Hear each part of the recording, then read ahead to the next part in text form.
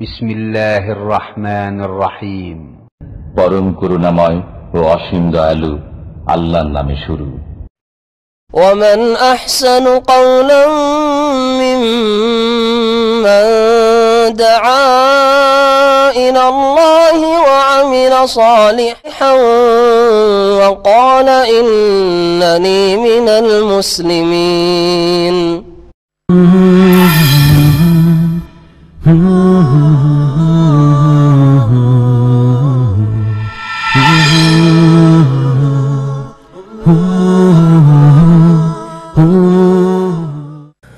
يا أيها الناس اتقوا ربكم الذي خلقكم من نفس واحدة وخلق منها زوجها وبث منهما رجالا كثيرا ونساء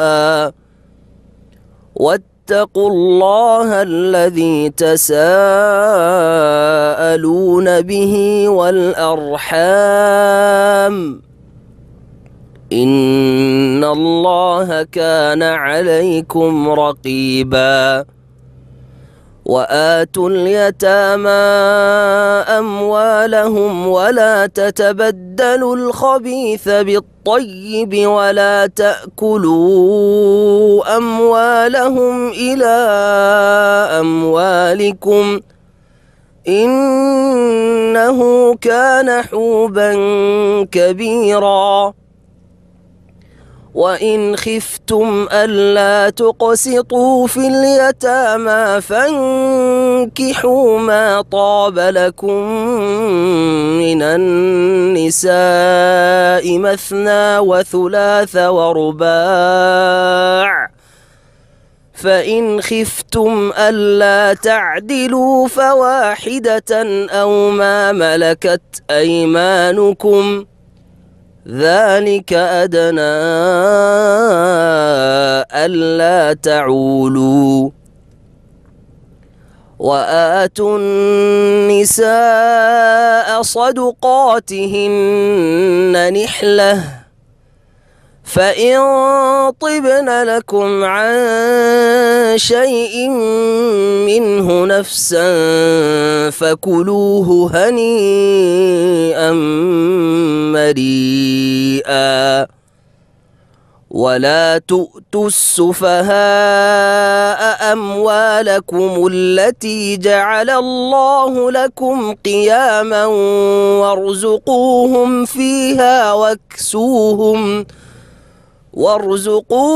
فيها واكسوهم وقولوا لهم قولا معروفا. وابتلوا اليتامى حتى إذا بلغوا النكاح فإن آنستم منهم رشدا فادفعوا إليهم أموالهم ولا تأكلوها إسرافا وبدارا أن يكبروا. ومن كان غنيا فليستعفف ومن كان فقيرا فليأكل بالمعروف. فإذا دفعتم إليهم أموالهم فأشهدوا عليهم وكفى بالله حسيبا. للرجال نصيب مما ترك الوالدان والأقربون وللنساء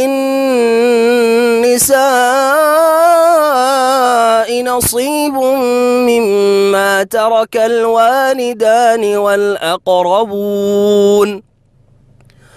وللنساء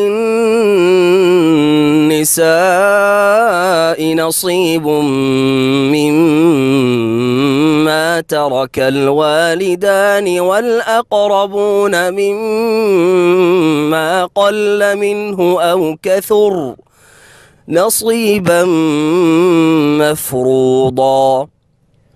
وإذا حضر القسمة أولو القربى واليتامى والمساكين فارزقوهم منه وقولوا لهم قولا معروفا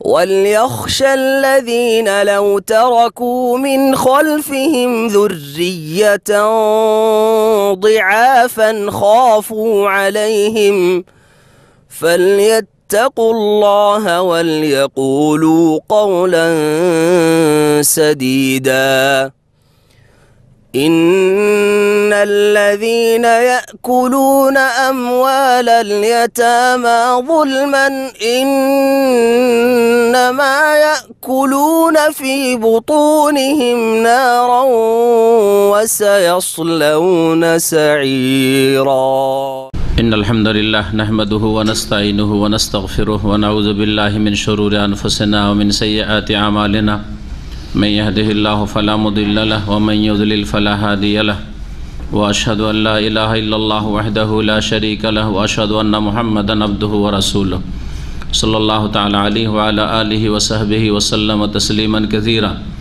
يا أيها الذين آمنوا اتقوا الله حق تقاته ولا تموتن إلا وأنتم مسلمون يا أيها الناس اتقوا ربكم الذي خلقكم من نفس واحدة وخلق منها زوجها وبث منهما رجالا كثيرا ونساء واتقوا الله الذي تساءلون به والأرحام إن الله كان عليكم رقيبا يا أيها الذين آمنوا اتقوا الله وقولوا قولا سديدا يصلح لكم أعمالكم ويغفر لكم ذنوبكم ومن يطع الله ورسوله فقد فاز فوزا عظيما أما بعد فإن خير الحديث كتاب الله وخير الهدي هدي محمد صلى الله عليه وسلم وشر الأمور محدثاتها وكل محدثة بدعة وكل بدعة ضلالة وكل ضلالة في النار أعوذ بالله من الشيطان الرجيم بسم الله الرحمن الرحيم يا أيها الناس اتقوا ربكم الذي خلقكم من نفس واحدة وخلق منها زوجها وبث منهما رجالا كثيرا ونساء واتقوا الله الذي تساءلون به والأرحام إن الله كان عليكم رقيبا মহান আল্লাহর সমস্ত প্রশংসা যে আল্লাহ পাক রব্বুল আলামিন প্রথম মানুষ আদম আলাইহিস সালামকে সৃষ্টি করেছেন আর তারপরে তার থেকে তার জোড়া হাওয়া আলাইহিস সালামকে আল্লাহ পাক সৃষ্টি করেছেন এবং এই দুই নর এবং নারীর মাধ্যমে আল্লাহ পাক রব্বুল আলামিন অসংখ্য নারী পুরুষকে পৃথিবীতে ছড়িয়ে দিয়েছেন। আল্লাহ পাক রব্বুল আলামিন একমাত্র তিনি সৃষ্টিকর্তা, মানুষকে সৃষ্টি করেছেন তার ইবাদতের জন্য এবং আল্লাহ যখন সৃষ্টি করেছেন তখন ইবাদত একমাত্র তাঁর হবে। এটি হচ্ছে তৌহিদের রুবুবিয়ত, আল্লাহ পাকের প্রভুত্বের ক্ষেত্রে তৌহিদ, যার দাবি হচ্ছে যে ইবাদতের ক্ষেত্রেও আল্লাহর তৌহিদ প্রতিষ্ঠা করতে হবে। সালাত এবং সালাম নাজিল পেনি মুহাম্মদুর রাসূলুল্লাহ সাল্লাল্লাহু আলাইহি ওয়াসাল্লামের উপর, যিনি যে কোনো খুতবায় যে কোনো বক্তব্যে প্রয়োজনে, এই জন্য তার এই সুন্নতি খুতবাকে খুতবাতুল হাজা বলা হয়তো। হাজাতুন মানে প্রয়োজন, যে কোনো প্রয়োজনে যখন দাঁড়াতেন কিছু বলার জন্য তখন যে সুন্নতি খুতবা পাঠ করতেন, আল্লাহ পাক রব্বুল আলামিনের প্রশংসা পেশ করতেন এবং তার সাথে সাথে তিনটি আয়াত পাঠ করতেন। একটি আয়াত হচ্ছে সূরা আলে ইমরানের আয়াত নম্বর 102। দ্বিতীয় আয়াত যেটি পাঠ করতেন সেটি হচ্ছে সূরা নিসার প্রথম আয়াত, যা দিয়ে আজকে তাফসীর শুরু হবে। তৃতীয় জায়গা থেকে দুটি আয়াত পাঠ করতেন, তা হচ্ছে সূরা আহজাবের আয়াত নম্বর 70-71। এই তিনটি জায়গা থেকে সুন্নতি খুতবাই বা খুতবাতুল হাজাই প্রয়োজনের যে কোনো আলোচনায় বক্তব্যে রাসূলুল্লাহ সাল্লাল্লাহু আলাইহি সাল্লাম শুরু করতেন আল্লাহ পাকের প্রশংসা হামদ ও সানার পরে এই তিনটি আয়াত দ্বারা, যাতে বড়ই রহস্য রয়েছে। আজকে আমাদের তাফসীর শুরু হচ্ছে এই সূরা নিসার প্রথম থেকে। সূরা নিসা সম্পর্কে কিছু কথা যা মুফাসসিরিনগণ উল্লেখ করেছেন, বিশেষ করে তাফসীর ইবনে কাসিরে, তা আপনাদের সামনে পেশ করি আর তারপরে তাফসীর শুরু করব। আব্দুল্লাহ বিন আব্বাস রাদিয়াল্লাহু তাআলা আনহুমা থেকে বর্ণিত, তিনি বলছেন, নাজালাত সূরাতুন নিসা বিল মদিনাতি, সূরা নিসা মদিনায় মানে নবী করিম সাল্লাল্লাহু আলাইহি ওয়াসাল্লামের মাদানী জীবনে নাজিল হয়েছে। মাদানী জীবনে নাজিল হয়েছে।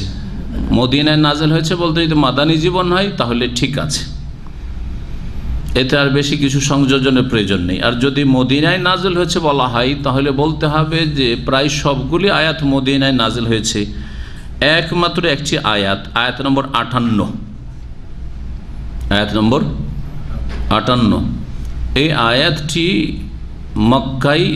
মক্কা বিজয়ের বছর রাসূলুল্লাহ সাল্লাল্লাহু আলাইহি ওয়াসাল্লাম যখন মক্কা বিজয় করলেন, আর ওই সময় কাবা ঘরের চাবি দেওয়ার প্রশ্ন উঠল যে কার হাতে, কোন গোত্র, কোন বংশের হাতে এই চাবি দেওয়া যেতে পারে, তখন এই আয়াত নাজিল হয়েছিল, ইন্নাল্লাহ ইয়ামুরুকুম আন তুআদ্দুল আমানাতি ইলা আহলিহা ওয়া ইযা হাকামতু বাইনান নাস আন তাহকুমু বিল আদল, আল আয়াহ, এই আয়াত নাজিল হয়েছিল। যাতে আল্লাহ পাক বললেন যে আমানত, যার আমানত তাকে ফিরিয়ে দাও, মানে যার হাতে ছিল তার কাছে ফিরিয়ে দাও। জাহিলিয়াতের যুগে যেই বংশ, হাজাবি বংশ, কুরাইশদের একটি গোত্র, সেই বংশের হাতে ছিল, সেই বংশের একজন দায়িত্বশীলের হাতে দিয়ে দাও কাবার চাবি। উসমান বিন তালহা রাদিয়াল্লাহু তাআলা আনহুর হাতে চাবি তুলে দেওয়া হয়েছিল।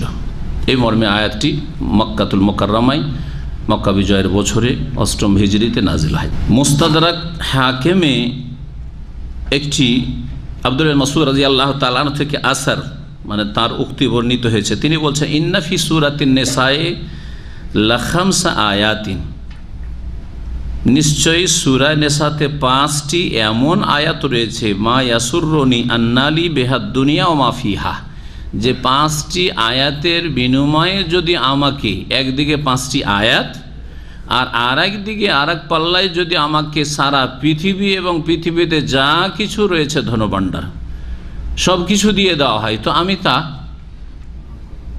গ্রহণ করা তো দূরের কথা, তা সমান মনে করি না। দুনিয়া এবং দুনিয়াতে যা কিছু আছে সব কিছুর চাইতে গুরুত্বপূর্ণ এবং আমার জন্য আনন্দের বিষয়, খুশির বিষয় হচ্ছে 5টি আয়াত, যে 5টি আয়াতে আল্লাহ রাব্বুল আলামিনের পক্ষ থেকে মানুষের জন্য সুসংবাদ রয়েছে, অথবা বিভিন্ন গুরুত্বপূর্ণ বিষয়, আর সবগুলি গুরুত্বপূর্ণ কিন্তু এক একটি বিশেষ দিক থেকে থাকে, যে দিকগুলি এই আয়াতগুলিতে আলোচিত হয়েছে। প্রথম আয়াত হচ্ছে ইন্নাল্লাহা লা ইয়াযলিমু মিসকালা যাররাহ, আল্লাহ সামান্যতম অনপরিমাণ, যাররা আজকালকার ভাষায়, আরবি ভাষায়, হ্যাঁ মডার্ন আরবিকে, না হলে যাররা মানে হচ্ছে ক্ষুদ্র পিপিলিকা, একটি তাফসির, এটা হচ্ছে প্রসিদ্ধ তাফসির সালাফদের যুগের, সাহাবায়ে কেরামদের যুগের, যে তখনকার আরবিতে যাররা বলা হয়তো ক্ষুদ্র পিপিলিকা থেকে, এই ক্ষুদ্র পিপিলিকা থেকে ক্ষুদ্রতম অণুপরমাণুর ক্ষেত্রে যাররা বা কম্বলা, জাররিয়া, অ্যাটম বমের ক্ষেত্রে ব্যবহার করা হচ্ছে। তো আল্লাহ রাব্বুল আলামিন ক্ষুদ্র পিপিলিকা আর সমানও কখনো জুলুম করবেন না কোনো বান্দার উপর। ক্ষুদ্র যে কোনো দানাকে, কেউ কেউ তাফসীর করেছেন যাররা বলা হয় যখন রৌদ্রের সময় দিনের বেলা জানালা খোলা থাকে তখন দেখবেন, হ্যাঁ মনে হচ্ছে যে বাইরে থেকে ধুলি কণাগুলি আপনার ঘরে ঢুকছে, এরকম মনে হয় না দেখে রৌদ্রের বেলা? কিন্তু সেগুলিকে ধরতে পারবেন, এক দুটা ধরে দেখাইতে পারবেন, অনেক উড়ছে মনে হচ্ছে, পারবেন? পারবেন না, কিন্তু দেখে মনে হচ্ছে যে কত তাহলে সূক্ষ্ম আর ক্ষুদ্র সেই ধূলিকণাগুলি, এগুলিকে যাররা বলা হয়েছে। তো আল্লাহ এতটুকু পরিমাণও কারো উপর জুলুম করবেন না, এটা সুসংবাদ কিনা? যে নিশ্চিন্তে থাকো যে আল্লাহর পক্ষ থেকে কোনো জুলুম হবে না, কোনো ভালো কাজ করেছ অবশ্যই তার বদলা পাবে। জুলুম কখন হয়? একটা ভালো করলেন তারপর আপনার মূল্যায়ন হলো না, ভালোর প্রতিদান দেওয়া হলো না। কোম্পানি ভালো কাজ করলেন, ডিউটি করলেন, বেতন কেটে নিল, জুলুম করলো না? করলো না। এইরকমই আপনি ভুল করলেন, কিন্তু ভুল যতটা পরিমাণ তার চাইতে বেশি শাস্তি দেওয়া হয়ে গেল, এটা হচ্ছে জুলুম। অথবা ভুলই করেননি, নির্দোষী মানুষকে শাস্তি দেওয়া হলো, এটাই না জুলুম? তো আল্লাহ এইরকম কখনো করবেন না যে কেউ ভুল করেননি আর দিলেন শাস্তি, কেউ ভুল করেছে কম আর শাস্তিটা বেশি হয়ে গেল, অথবা নেকি করেছেন, ভালো কাজ করেছেন, আরও বেশি পাওয়ার মতো আল্লাহ কম দিয়ে দিলেন না। একটা করলে কমপক্ষে কত দেবেন? 10 দেবেন। তো এটা হচ্ছে খুশির বিষয় একজন মুমিন মুসলিমের জন্য, যে আল্লাহর কাছে কিঞ্চিত পরিমাণও কোনো ক্ষেত্রে জুলমের আশঙ্কা করবেন না। এই আয়াতটি সূরা নিসার আয়াত নম্বর 40। দ্বিতীয় আয়াত হচ্ছে আয়াত নম্বর 31। তিনি উল্লেখ করেছে ইন তাজতানিবু কাবায়রা মা তুনহাউনা আনহু নুকাফির আনকুম সাইয়্যাতিকুম, তোমাদেরকে যেসব বড় গুনাহ থেকে নিষেধ করা হয়েছে, বারণ করা হয়েছে, সেগুলি থেকে তোমরা যদি বেঁচে থাকো তো নুকাফির আনকুম সাইয়্যাতিকুম, তোমাদের ছোটোখাটো গুনাহগুলিকে আমি মোচন করে দেব। সুসংবাদ না? কাবিরা গুনাহ করিয়েন না, তাহলে ছোটোখাটো ভুলভ্রান্তি হইলে আর হতেই আছে, অজান্তে হইতে আছে, অনিচ্ছাকৃত হইতে আছে। অনেক সময় ইমানের আপ ডাউন হয়ে থাকে, যার ফলে ভালো মানুষের হইতে আছে। চিন্তা করিও না, নুকাফির আনকুম সাইয়্যাতিকুম, তোমাদের ছোট গুনাহগুলিকে, সাগীরা গুনাহগুলিকে মোচন করে দেব, শুধু কাবিরা থেকে বাঁচতে হবে। নবী করিম সাল্লাল্লাহু আলাইহি ওয়াসাল্লাম কি বলেছেন? আসসালাতুল খামস, 5 ওয়াক্ত সালাত নামাজ পড়েন, ওয়াল জুমাতু ইলাল জুমা, তার সাথে জুমা পড়েন, শুধু জুমা পড়ে কোনো কাজ হবে না। 5 ওয়াক্ত নামাজ পড়েন, ওয়াল জুমাতু ইলাল জুমা, আর প্রত্যেকটি জুমা পড়েন বিনা ওজরে, শরীয়তি কোনো ওজর ছাড়া জুমা ছাড়বেন না। ও রমাজান ইলা রমজান, আর প্রত্যেক রমজানের হক আদায় করেন, সিয়াম ফরজ আদায় করেন। মুকাফফিরাতুন লিমা বাইনাহুন, এর মাঝের গুনাহগুলি এই নেক আমল দিয়ে মোচন হয়ে যাবে। ইজাজতুনিবাতিল কাবায়ের, শর্ত হচ্ছে এর মাঝখানে যেন কাবিরা বড় গুনাহ থেকে বেঁচে থাকা হয়, বড় গুনাহ যাতে না হয়।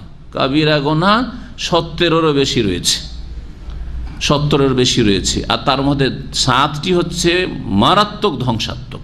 ইজতানিবুস সাবাল মুবিকাত, ইমাম যাহাবী রাহমাতুল্লাহ আলাইহি বলেছেন যে সেটা 70-এর বেশি, 7-এর কাছাকাছি না, 70-এর ওপরে রয়েছে কাবিরা গুনাহ। সুতরাং আপনাকে জানতে হবে যে কোনগুলি বড় গুনাহ, বড় গুনাহ থেকে বেঁচে থাকলে ছোট গুনাহ আল্লাহ মাফ করবেন। সুসংবাদ কিনা এই সূরাতে রয়েছে।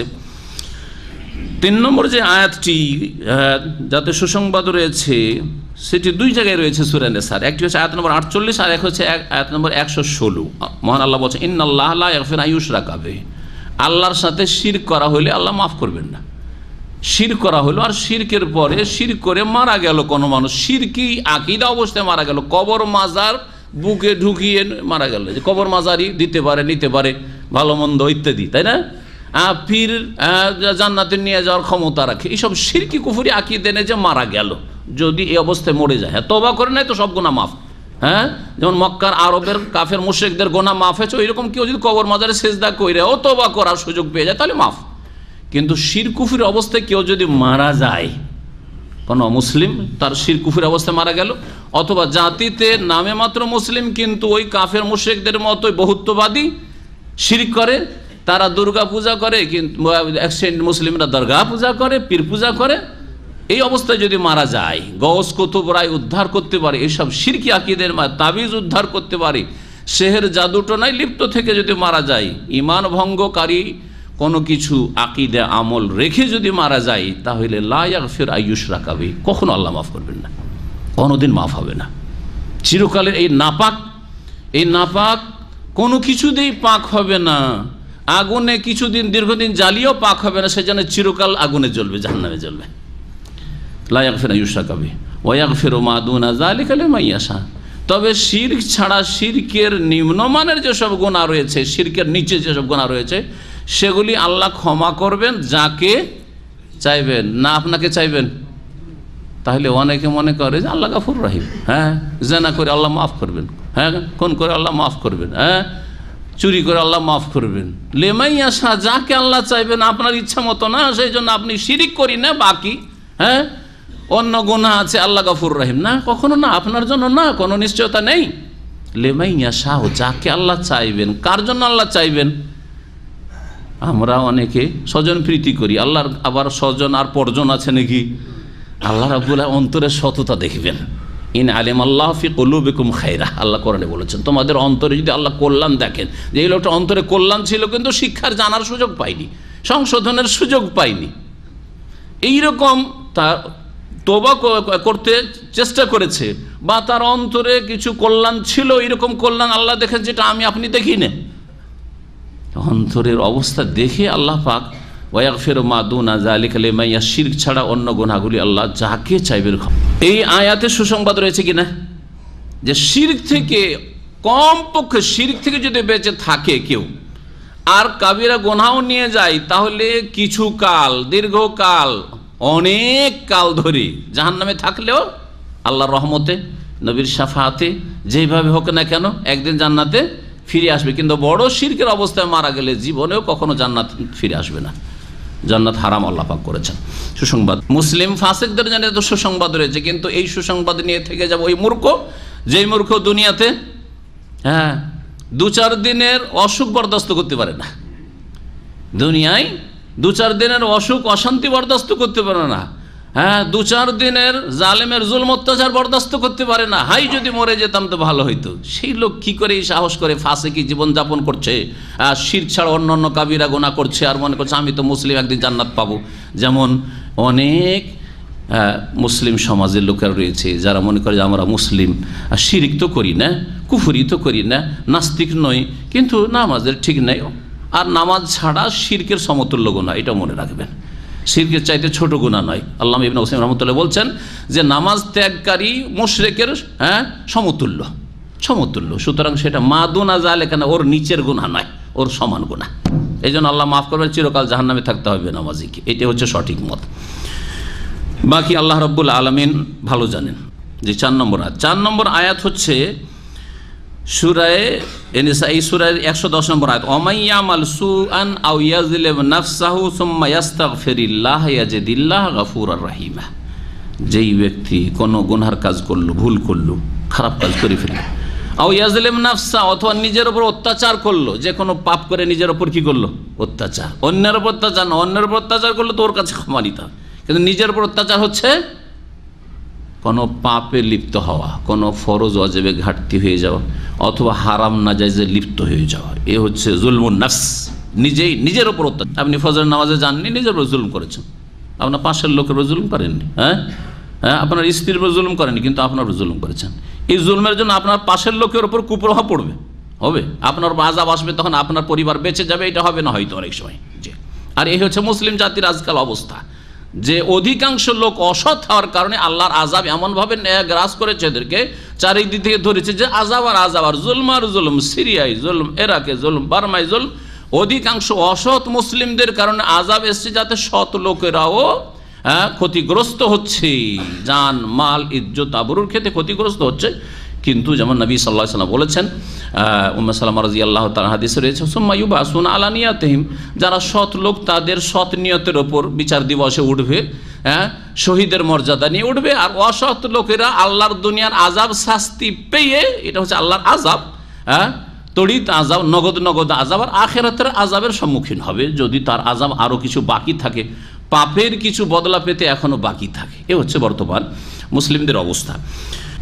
এ আজ শেষ করিনি। যেই ব্যক্তি কোনো মন্দ কাজ করলো বা নিজের উপর জুলুম করলো, সুম্মা ইস্তাগফিরিল্লাহ, তারপরে আল্লাহর কাছে ক্ষমা চেয়ে নিতে পারলো, ভুল হয়ে গেছে, মন্দ কাজ হয়ে গেছে, করার কিছু আছে নাকি?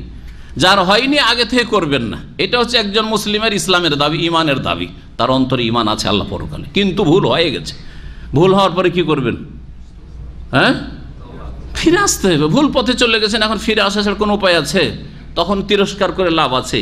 আপনি সফর সঙ্গী হয়ে কারো যাচ্ছেন, আর সে গাড়ি চালাতে গিয়ে ভুল করে এগিয়ে চলে গেছে, এখন ওকে শুধু তিরস্কার করা, ভৎসনা করে আর লাভ আছে? ও তো বলবে, ভাই আমাকে আর তিরস্কার করে লাভ কি, যে সময় নষ্ট করলাম, হয়রান করলাম, পেরেশান করলাম, আর লাভ আছে? ভাই এখন ফিরি, আগামীতে যেন না হয় এইরকম চেষ্টা করব, আরও রাস্তা বাকি আছে, ঠিক কিনা? কিন্তু এই নয় যে জেনে শুনে ভুল করতে থাকবো, এবার করলে আরও করতে থাকবো না। এটা হচ্ছে অসৎ লোকের পরিচয়, যার দ্বারা মন্দ কাজ হয়ে গেছে অথবা নিজের উপর অত্যাচার করেছে, সুম্মা ইস্তাগফিরিল্লাহ, তারপরে আল্লাহর কাছে ক্ষমা চেয়ে নিতে পেরেছে, ইয়াজিদিল্লাহ গফুরার রহিম, তাহলে আল্লাহকে পাবে, নিষ্ঠুর না, শক্ত না, বরং গফুর, বড় মার্জনাকারী, রহিম, বড় দয়ালু পাবে, আল্লাহ মাফ করবেন, গফুর রহিম তিনি। 5 নম্বর আয়াত, এই সূরার আয়াত নম্বর 64, ওয়ালাউ আন্নাহুম ইযলামু আনফুসাহুম, আল্লাহ বলছেন যে মানুষরা যখন নিজের উপর জুলুম করে, বিশেষ করে সাহাবায়ে কেরামদের সম্পর্কে নাযিল হয়েছিল নবী সাল্লাল্লাহু আলাইহি ওয়াসাল্লামের জীবদ্দশার কথা আল্লাহ বলছেন, যখন তারা নিজের উপর জুলুম করে, আর তাদের ক্ষেত্রে যদি নাযিল হয়, এই আয়াত আমাদের ক্ষেত্রেও প্রযোজ্য। যখন মানুষরা নিজেদের অত্যাচার করে, মানে পাপে লিপ্ত হবে, যাউকা, হে নবী, তোমার জীবদ্দশায় যদি তোমার কাছে আসে, তার নবীর কাছে যাওয়ার বিষয়টি নবীর জীবদ্দশার সাথে খাস, সাহাবীরা যদি কোনো ভুল করে দেন তো আল্লাহ বলছেন যে তোমার কাছে আসুক, আসার পর ইয়া রাসূলুল্লাহ আমার দ্বারাই অন্যায় হয়ে গেছে, আমার দ্বারাই ভুল হয়ে গেছে, আমি কি করে পাক পবিত্র হব, আমি কি করে তওবা করব, এবং আপনি আমার জন্য একটু দোয়া করেন, আল্লাহ যেন আমাকে ক্ষমা করেন। এটা ছিল আল্লাহ পাকের আদেশ।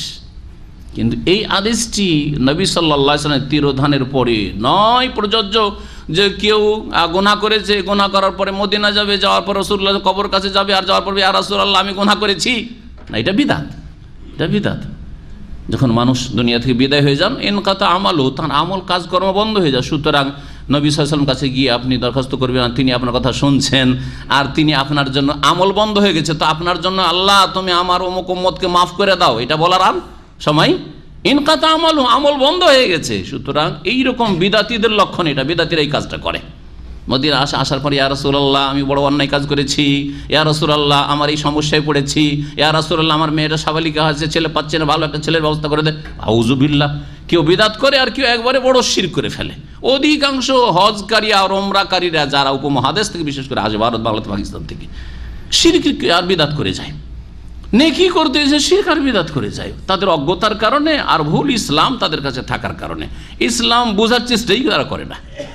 ওয়াস্তাগফার লাহুমুর ফাস্তাগফিরুল্লাহ ওয়াস্তাগফার লাহুমুর রাসূল, আর তারপরে তারা নিজেদের জন্য ক্ষমা চাইলো যে আল্লাহ মাফ করে দাও, আর রাসূলও তাদের জন্য ক্ষমা চাইলো যদি রাসূলুল্লাহ চাইলেন। রাসূলুল্লাহ সাল্লাল্লাহু আলাইহি ওয়াসাল্লাম জীবদ্দশার কথা বলা হচ্ছে, লাওয়াজাদুল্লাহ তাওয়াবার রাহিম, তাহলে আল্লাহকে তওবা গ্রহণকারী এবং দয়ালু পাবে তারা।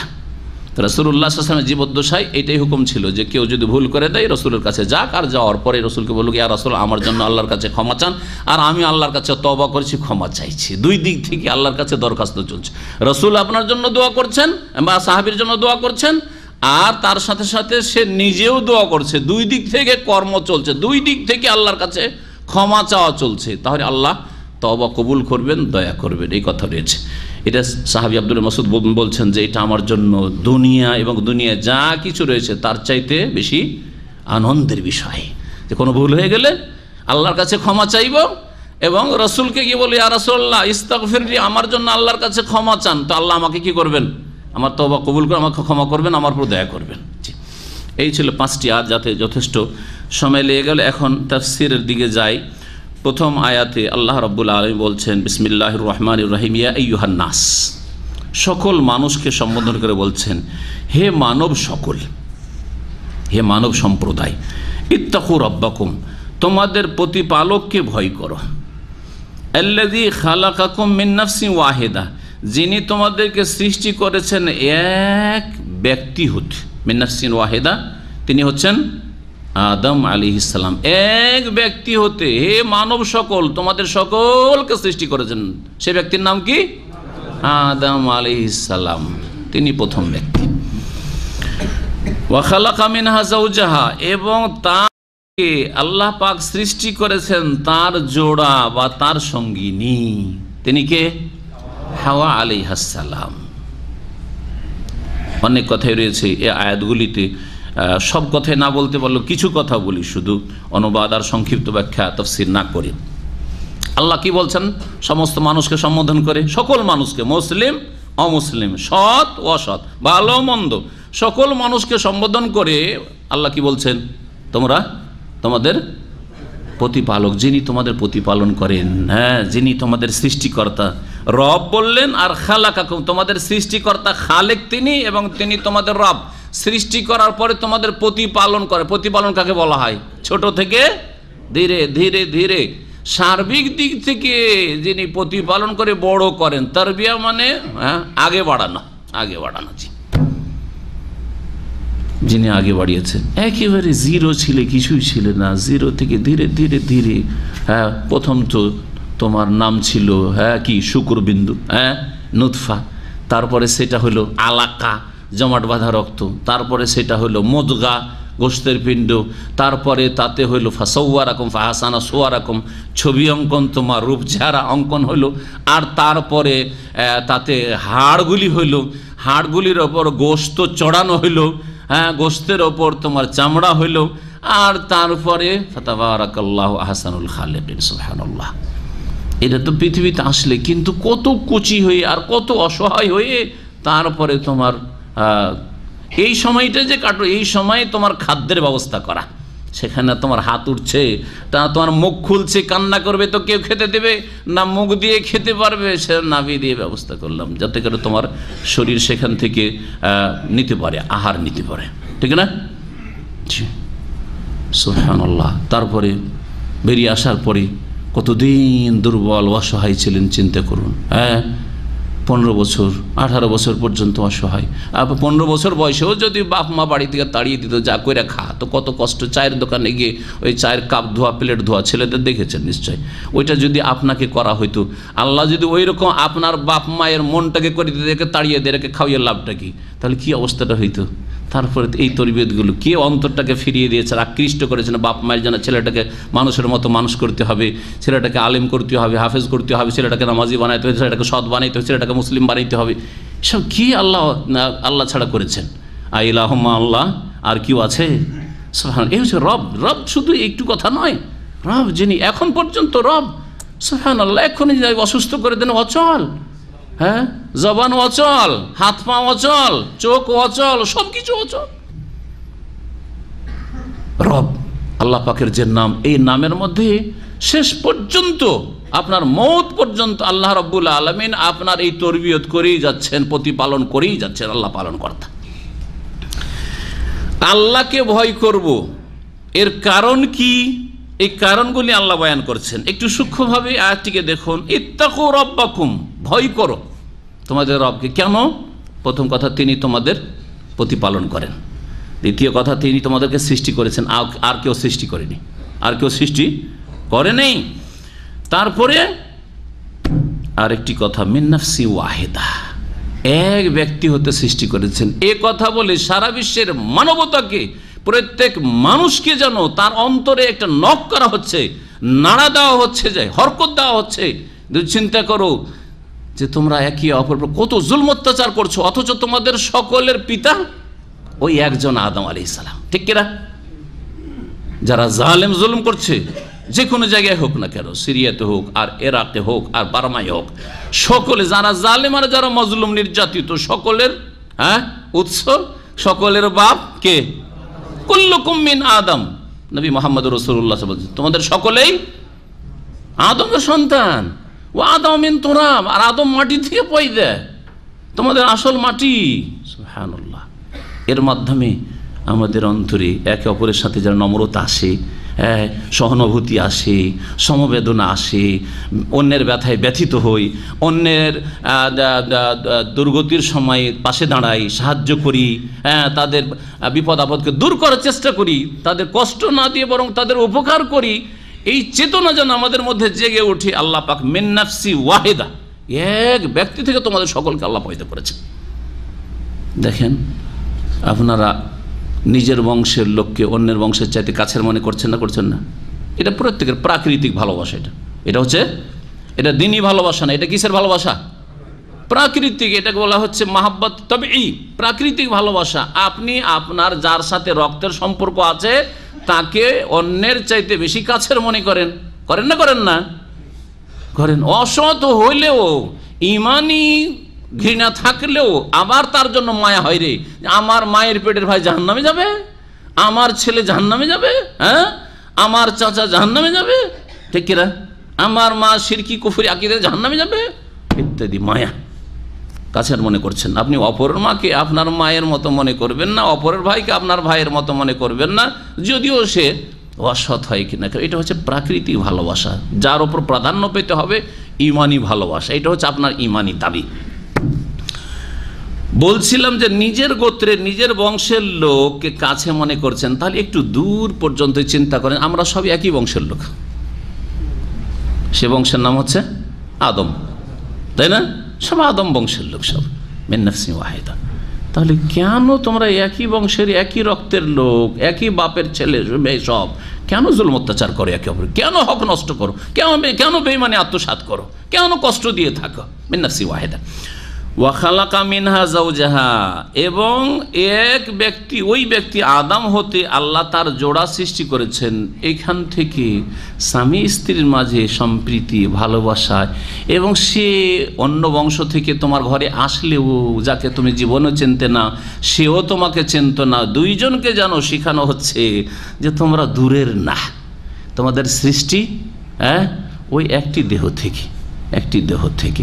আদম আলাইহিস সালামের পাঁজরের হাড় থেকে আর ওপর ভাগে বেশি বাঁকা হয়ে আছে, এই ওপর ভাগের পাঁজরের হাড় থেকে হাওয়া আলাইহিস সালামকে সৃষ্টি করা হয়েছে, যেমন হাদিসে রয়েছে। আর সেই হাদিস অনুযায়ী অধিকাংশ ওলামারা বলেছে, সেটা আমরা বলবো, যদিও তাতে আরেকটি ভিন্ন মত রয়েছে, কিন্তু সঠিক মত হচ্ছে এটি যে আদম আলাইহিস সালামের যে পাঁজরের হাড্ডি রয়েছে, সেই হাড্ডি থেকে হাওয়া আলাইহিস সালামকে আল্লাহ পাক সৃষ্টি করেছেন। ঠিক তেমনি আপনাকে আমাকে প্রত্যেককে যেন এই কথা মগজে দেওয়া হচ্ছে আল্লাহর পক্ষ থেকে যে তোমার স্ত্রী তোমারই একটা অংশ, এবং আপনার স্ত্রীকে বলা হচ্ছে যে তোমার স্বামীরই একটা অংশ, তুমি অপর কেউ না, বা সে তোমার অপর কেউ না, আর তুমিও তার অপর কেউ না। ওয়া খালাকা মিনহা যাওজাহা, এর মাধ্যমে ভালোবাসা, সম্প্রীতি, মনটা এগিয়ে আসবে না? জি হ্যাঁ। এই জন্য বিবাহ শাদীর সময় এই যে আয়াতগুলি পাঠ করায় রহস্য আছে। এমনিতে মন্ত্রের মতো শুধু আরবিতে এই 3টি আয়াত পাঠ করে দিলাম 3 জায়গা থেকে, আর বিয়ের খুতবা পড়িয়ে দিলাম, না বর বুঝলো, না পাত্রী বুঝলো, না ওই যারা ওখানে আছে সাক্ষী টাক্ষী আছে, আর বরের যাত্রী, সব অবৈধ বরযাত্রী আছে, ওরাও বুঝলো না। অবৈধ বরযাত্রীতে যারা বুঝেন না তারা তো রাগ করবে, যারা অবৈধ আবার বরযাত্রী সে কি বললো, বুঝলেন না? আমরা যদি দল বেঁধে এই সব লোকগুলোকে নিয়ে আপনার বাড়িতে হঠাৎ করে ঢুকে যাই, এই খেতে দেন, তো কী বলবেন? আপনার বৈধ লোক না অবৈধ লোক? কি বলবেন বলেন? আরে হঠাৎ করে আমার বাড়িতে আপনারা চেপে পড়েছেন, কোথেকে আমি খেতে দেবো এত লোককে, ঠিক কিনা? আর এইভাবে কেন আপনি খাবেন? আমি খাবো, আমি ডাকবো, আপনারা কেন চেপে পড়েছেন, ঠিক কিনা? এই যে বরের সাথে যাত্রী যাচ্ছে, হিন্দুদের থেকে নেওয়া শব্দ আর সভ্যতা, সংস্কৃতি, বিয়ে শাদীর অধিকাংশ বিষয়গুলি সব আমরা হিন্দুদের পাশে বাস করে, আর বাপদাদা পূর্বপুরুষ হিন্দুই মনে ছিল, যার ফলে ওদের কাছ থেকে নিয়েছেন, হয় বাপদাদার কাছ থেকে নিয়েছেন, হিন্দু সভ্যতা থেকে গেছে, আর না হলে পারিপার্শ্বিক অবস্থার কারণে পাশে হিন্দুরা বাস করতো, ওদের বিবাহ শাদী করে নিয়েছি, শুধু ইজাব কবুল আর তার সাথে যেটুকু করতে হয় ও খুতবা পড়াটা, এই যে 2-4-5টা জিনিস শুধু রেখেছি আমরা কিসের? ইসলামের। আর বাকি সব কিছু হচ্ছে ওই হিন্দুদের বিবাহ শাদী, হয় বিদআত আর না হলে হারাম নাজায়েজ অবৈধ অবাধ মেলামেশা, বেহায়াপনা আর বেপর্দা হওয়া, আর গান আর বাজনা আর ভিডিও করা, সব হারাম কাজ, হয় দুনিয়াদারি হারাম কাজ, আর না হলে ধর্মের নামে বিদাতি কাজ। তো এইটি একটি হারাম নাজায়েজ প্রথা, এই বরযাত্রীর প্রথা। বরযাত্রী এতগুলি নিয়ে গিয়ে আবার আপনার শ্বশুর খাওয়াবে, এটা কিসে থেকে বৈধ করবেন? অথচ একটা দানা পর্যন্ত কারো বিনা অনুমতিতে খাওয়া জায়েজ নাই। ওর মেয়ের বিয়ে দেওয়ার গরজ যদি না থাকতো, একটা দানা কেউ খেতে দিত? বলেন দেবে? মেয়ের বিয়ে হয়ে গেছে, তারপরে ওই বরযাত্রীর 2-4 জন যদি তার পরের দিন গিয়ে তার উঠানে ধর্ণা দিয়েও বসে থাকে যে 2 দানা খেতে যেন দেয়, পরিচয় নেবে? বলেন খেতে দেবে? খেতে দেবে না। যদি বলে আমরা কালকে আপনার মেয়ের বরযাত্রীতে আমরা এসেছিলাম আপনার জামাইয়ের সাথে, খেতে দেবে কি? বিয়ে হয়ে গেছে, মেয়ে উঠিয়ে দিয়ে দিয়েছে, কাজ হয়ে গেছে তার।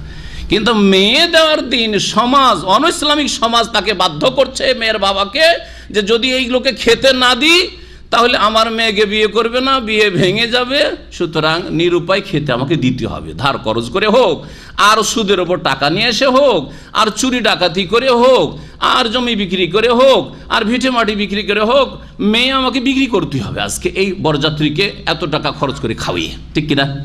এটা সমাজের চাপে, অনইসলামিক সমাজ, হ্যাঁ, পরিবারের চাপে, মেয়ে বিবাহ দেওয়ার চাপে, সব চাপে খাওয়াচ্ছে, না হলে এক দানা কেউ খাবেন, আপনি খাওয়াবেন না। যার ফলে এই বরযাত্রীর কুপ্রথা উঠান যদি আল্লাহর ভয় থাকে, তাহলে যেমন যৌতুক হারাম, তেমন বরযাত্রী এতগুলি লোককে নিয়ে গিয়ে খাওয়া দাওয়া করা হারাম। অতই যদি আপনার বরযাত্রী নেওয়ার ইচ্ছা থাকে, তো শ্বশুর বাড়িতে তাদের খানা পানির খরচ দিয়ে দেন ছেলে পক্ষ, যে আমি এই লোকগুলিকে নিয়ে যাচ্ছি, আমি খাওয়াবো। কারণ অলিমা কাকে করতে হয়? ছেলে পক্ষকে করতে হয়। খাওয়ান খুব অলিমা, বিয়ের মজলিসে সেই দিনই খাওয়ান, আর না হলে আপনার বাড়িতে নিয়ে আসে খাওয়ান, কিন্তু আপনার শ্বশুর যে মেয়ে দেবে সে কেন খাওয়াবে? সৌদি আরবে কেন নেই? যেখান থেকে ইসলাম গেছে সেখানে কেন নেই? 1 পয়সা খরচ আছে মেয়ে পক্ষের সৌদি আরবে? কোনো খরচ নেই এখানে করে। কিন্তু এই অনইসলামিক সমাজ কেন? আল্লাহর কাছে তওবা করেন এবং ইসলামিক বিবাহ শাদী করেন এবং করান, অতিই বরকত হবে আপনার পরিবারে। আজকাল আমাদের দেশের বিবাহগুলিতে বরকত নেই, অশান্তি। বড় বড় ধনীদের বাড়িতে আর পুঁজিপতি আর বড় বড় বিজনেসম্যান আর কোম্পানি আর ইন্ডাস্ট্রি ফ্যাক্টরির মালিক তাদের বাড়িতে বিবাহ দিচ্ছে, মন্ত্রীর বাড়িতে বিয়ে দিচ্ছে, এমপির বাড়িতে বিয়ে দিচ্ছে, আর শেষখানে হয় মেয়ে আত্মহত্যা করছে আর না হলে মেয়েকে পিটিয়ে খুন করছে। খবরগুলি আপনার শুনতে আছে, শোনেন না, দেখেন না? শান্তি কেন নেই? এই জন্য শান্তি নেই। সব হারাম তরিকাতে বিবাহ হচ্ছে, অবৈধ তরিকাতে, বিদাত আর বিদাত, আর হারাম আর হারাম, আর নাজাইজ আর নাজাইজ, আর বরকতহীনতা আর বরকতহীনতা, কোনো বরকত নেই। বলছিলাম যে এই আয়াতগুলি সম্পর্কে যখন খুতবা পাঠ করা হচ্ছে, বিবাহের খুতবা, তখন সেখানে তাফসীর করে কোনো ভালো আলেমের মাধ্যমে লোকজনকে জানিয়ে দেওয়া উচিত। সেই ছেলেকে জানিয়ে দেওয়া উচিত যে আল্লাহ কি বলতে চাইছেন, তোমার এই স্ত্রীর সাথে, এই যে নতুন মেহমান তোমার ঘরে, তার সাথে কি সম্পর্ক, তাকে জানিয়ে দেওয়া উচিত। ওই মেয়েটিকে, পাত্রীকে জানিয়ে দেওয়া উচিত এসবের ব্যাখ্যা। তারপরে সেখানে যারা হাজির আছে তাদের জানা উচিত, যাতে করে দিন সম্পর্কে এবং বিবাহ শাদীর উদ্দেশ্য সম্পর্কে এবং এই যে দাম্পত্য জীবন, সেই জীবন সম্পর্কে কোরআন সুন্নাহর আলোকে কিছু তারা জানতে পারে। আল্লাহ পাক তারপরে কি করেছেন, অবাস্সা মিনহুমা রিজালান কাসীরান ওয়া নিসা। আর এই 2 জন থেকে, আদম এবং হাওয়া থেকে আল্লাহ পাক ছড়িয়ে দিয়েছেন। বাস্সা মানে হচ্ছে ছড়িয়ে দেওয়া, বিক্ষিপ্ত করে দেওয়া। রিজালান কাসীরা, বহু পুরুষদেরকে, ওয়া নিসা, আর বহু নারীদের, বহু নর এবং নারী সারা পৃথিবীতে ছড়িয়ে দিয়েছেন। একবার যদি গভীরভাবে চিন্তা করেন, সুবহানাল্লাহ, এক আদম আর হাওয়া কোথায় পৃথিবীর ইতিহাসে এসেছিলেন, আর সেই আদম হাওয়া থেকে বিশাল আফ্রিকান জগৎ, বিশাল ইউরোপ আমেরিকার জগৎ, অস্ট্রেলিয়া জগৎ, বিশাল এশিয়া জগৎ। সুবহানাল্লাহ, কেউ তো কালো, কেউ তো সাদা, কেউ তো লম্বা, কেউ তো খাটো, কেউ তো গোল চেহারার, কেউ তো চ্যাপ্টা চেহারার, কেউ নাক চ্যাপ্টা। সুবহানাল্লাহ, কত রকমের আল্লাহ। কেউ সৎ, কেউ অসৎ। হ্যাঁ, একজন আরেকজনকে খুন করছে, কিন্তু একজন আরেকজনের জুলম অত্যাচার করছে, অথচ সকলে ওই আদম থেকে। অবাস্সা মিনহুমা রিজালান কাসীরান ওয়া নিসা। ভাষা একই ঘর থেকে, আদম হাওয়া থেকে পয়দা, কত রকমের ভাষা যে একটা শব্দ বুঝতে পারছেন না। আপনার সামনে কথা বলছে অন্য ভাষাভাষী, একটা শব্দ বুঝতে পারছেন না আপনি। আল্লাহ পাকের এগুলোতে কি রয়েছে? নিদর্শন রয়েছে।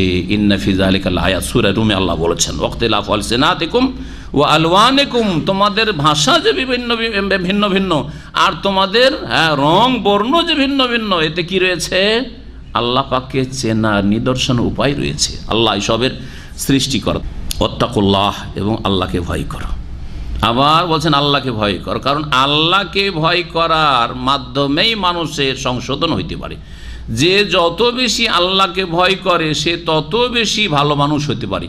আল্লাহর ভয় ছাড়া যদি কোথাও আল্লাহর ভয়ে কমজোরি আছে, দুর্বলতা আছে, কিন্তু ভালো কাজ হচ্ছে, সেখানে আন্তরিকতা নেই, দুনিয়ার কোনো গরজ সেখানে বিদ্যমান রয়েছে, দুনিয়ার কোনো গরজ আছে, সেই জন্য ভালো কাজ কিছু হচ্ছে। কোনো জায়গায় মন্দ কাজ কম হচ্ছে, কিন্তু আল্লাহর ভয়বিহীন, আল্লাহর ভয়ের ভিত্তিতে নয়, তাহলে দুনিয়ার কিছু স্বার্থ সেখানে আছে, ইখলাস সেখানে, নিষ্ঠা নেই সেখানে। এই কথাটিকে আপনি বোঝার চেষ্টা করেন, বুঝতে পারলে। আর না হলে এগুলোকে উদাহরণ দিয়ে বুঝতে হবে। আল্লাহর ভয় যদি থাকে, আর আপনি যদি নির্জনে ইউসুফ আলাইহিস সালামের মতো এমন সুযোগ পান যে সেখানে কেউ কিছু বলার নেই, দেখারও নেই, তারপর আপনার দ্বারা ব্যভিচার হবে না, ঠিক কিনা?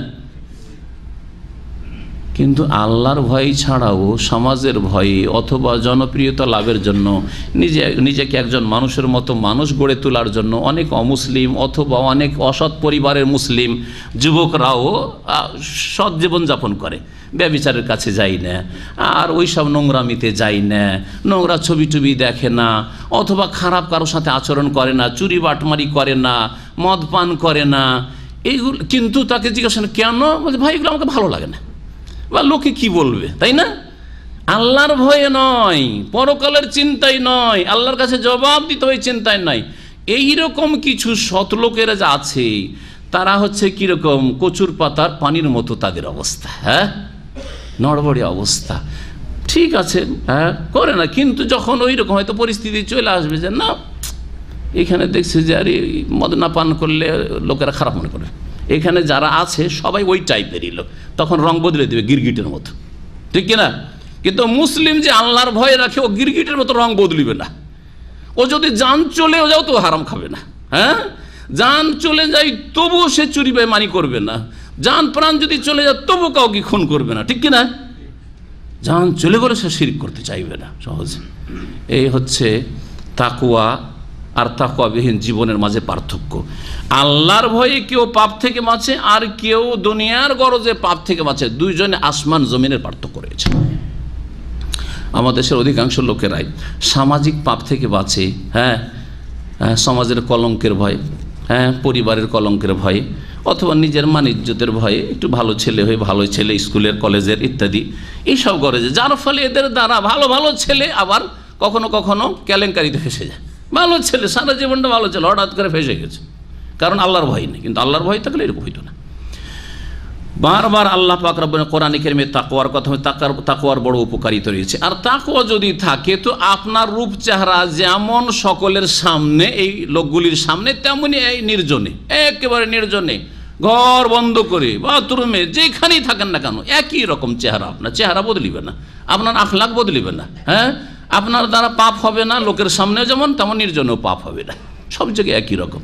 অধিকাংশ লোক আজকাল ইন্টারনেটের ফেতনার যুগে গিরগিটের মতো চেহারা বদলে যায়। এখানে তো মাশাআল্লাহ দাড়ি, হ্যাঁ লোকের সামনে, হ্যাঁ দাড়িতে হাত লাগান না, আর এখানে তো মাশাআল্লাহ তাবারাকাল্লাহ, এখানে তো মনে হচ্ছে যে সুবহানাল্লাহ আলহামদুলিল্লাহ আস্তাগফিরুল্লাহ লোকজনের সামনে, আর লোকজনের সামনে বড় বড় কথা, কিন্তু নির্জনে যখন বসেন তখন কি যে করেন আর কত যে পাপ দেখেন আর কোন কোনখানে যে ঢুকেন, আল্লাহ আপনার হিসাব নিলে বসে আছে।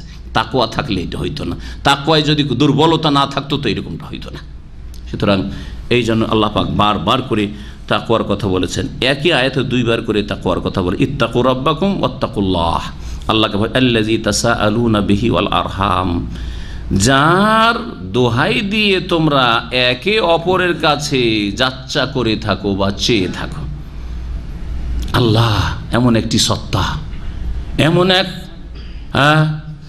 সত্তা, এমন এক জাতে পাক যে মানুষের কাছে চাইতে গেলে জাহিলিয়াতের যুগে মুশরিকদেরও অভ্যাস ছিল, হ্যাঁ আর এখনো আছে অধিকাংশ লোকের মধ্যে, যে এমনি চাইলে হয়তো দিবে না, কিন্তু আল্লাহর দোহাই দিয়ে যদি চাই তো মনটা নরম হবে, ঠিক না?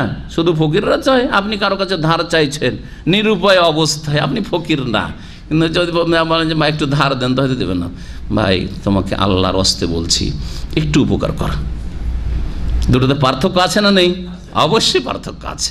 এবং নবী করিম সাল্লাল্লাহু আলাইহি ওয়াসাল্লাম এই শিক্ষাও দিয়েছেন, মান সাআলাকুম বিল্লাহি ফাআতু, কিতাবুত তাওহীদের একটা অধ্যায় হাদিস আছে, হ্যাঁ সেই হাদিস, কেউ যদি আল্লাহর দোহাই দিয়ে আল্লাহর নাম দিয়ে তোমার কাছে কিছু চাই আর দিতে পারবে তাহলে দিয়ে দাও, কারণ সে সুবহানাল্লাহ আল্লাহর নাম দিয়ে চেয়েছে। সে ওমান ইস্তাআযাকুম বিল্লাহ, কেউ যদি আশ্রয় চায় আল্লাহর ওয়াস্তে, আল্লাহর দোহাই দিয়ে বলছি ভাই, হ্যাঁ তুমি আমাকে একটু আশ্রয় দাও, আমার জান বাঁচাও, তুমি আমার একটু হেল্প করো, তাহলে ফাইজু, তাকে তুমি পানাহা দাও, আশ্রয় দাও, নবী করিম সাল্লাল্লাহু আলাইহি ওয়াসাল্লাম বলেছেন।